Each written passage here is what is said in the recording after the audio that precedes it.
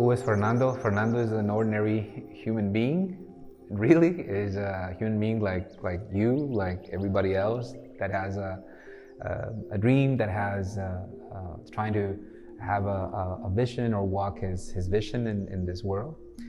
Fernando is a family man, my wife, with my kids, with my dogs, and also Fernando is a therapist.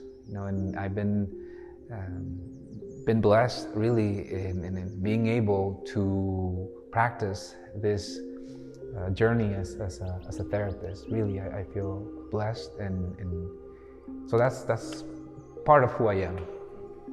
Part of the therapies that I offer to people that are going through or that would like to have a psychotherapeutic journey or processes, there are many that I've been able to study. One of them that I really enjoy and like to share with people is the therapy of brain spotting. Now, brain spotting was developed in 2003 by psychotherapist David Graham. He developed this in 2003, and it's a fascinating neurophysiological technique that has psychological impact. In brain spotting, we say that wherever you're looking at, the brain is also processing something.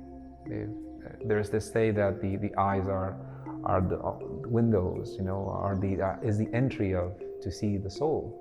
And there's some truth to that, metaphorically speaking, because when you're looking in a specific direction, with brain spotting, you can actually access certain emotional or mental states. When we're working with brain spotting and through the years as a therapist, been working with people that are going through a process of cancer. A lot of these people are dealing with a lot of unresolved emotional trauma. A lot of this trauma can be medical trauma. A lot of this can be unresolved childhood issues or even complex trauma as well.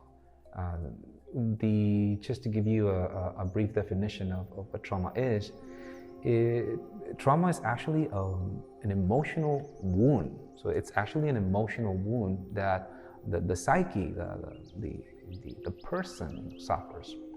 And it really is that moment in life where the nervous system or the brain of the person was not ready to process an experience that was perceived as greater as his or her ability to process it. And at the same time, this person was not held, this person felt not seen or was not seen, this person didn't have this sense of being nurtured to help this person go through that process. So the brain had to, in many ways, in order for the person to survive, in many ways had to encapsulate that experience so that the person could continue on with their life. And it's almost like a form of defense mechanism of our subconscious mind. I need to continue living, but there's a part of me that it's never going to be the same. A lot of these experiences sometimes happens when we don't even have words to express this. What I found with brain spotting, and this is what I really, really like this approach and what it can offer to psychotherapy, is when people want to process something, and this is what I like about brain spotting. With brain spotting is we follow the rhythm of the person. We are noticing where the person is. We are allowing the person to express what they're feeling. At the same time, the person guides us to work whatever they need to work on. And talking about the technical aspects of brain spotting directly is we use this pointer. This is a teacher pointer. It's most like the pointers that teachers used to use. I don't know if they still use them, but as a brain spotting therapist, we use them, and it's really handy because what we do is As I was mentioning to you, our eyes are an extension of our brain, and wherever we're looking at, if I tell you, for example, think about something that still feels uneasy, or is there something that you want to work with, and you say, oh yeah, I got this experience in my life. Okay, so just notice that, think about that, and as you're noticing and thinking about that, is there any emotion tied to that? And there's many ways of doing brain spotting. This is one of them. It's like, I'm noticing anxiety, or I'm noticing just agitation, or I'm just noticing there's an elephant sitting on my chest. Sometimes I have that experience as well. So I asked the person to notice it and to look at the pointer. As they're looking at the pointer, the eyes looking at the pointer and tuning into the emotional process, or the physical process in this case, people start to feel a shift in their nervous system. So I'm going to move it in front of them as well. And there's actually a shift in the body of people, and then I move it in the other direction. The first step is really to find where in the body you're feeling this expression. And through the eye movement, where is this localized? Once we localize this brain spot, we simply stay there and we allow the person to process. Let's say the point is in the middle. So we allow this person to process. So we start looking at what are these expressions of the body that we call somatic markers.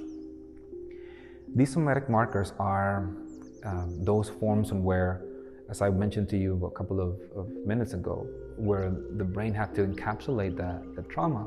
So this is being released. Now, it's not about just reliving the trauma, and we don't do that. It's more about being with this person in this journey, in where the person was not able. I'm going to bring it down, okay? And where this person was not able to experience that in a safe space. Now, the brain feels safe enough to have the opportunity to release this from the body, and has the possibility to restructure the experience in the here and in the now. So we use a form of a mindfulness process that's hyper-focused on the pointer. At the same time, we're using bilateral music. Okay? I think there's a lot of benefits when working with people that are going through this cancer journey. Of course, we need to meet people where they are, and we need to sit, one-on-one with them, and as an ordinary person to another ordinary person, of course, sometimes just being present with the person, holding the space so that people can actually feel that they're listened, so that people can feel that they can express themselves and feel safe, so that people can really feel that somebody is listening to them, which that's the point, truly listen to the person.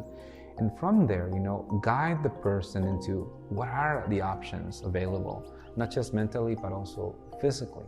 But mainly the benefit of this process and any other psychotherapeutic processes to guide people into that they have options, that they, wherever they are, to be able to see or to perceive what are their options, and also to be able to release anything. And this is important.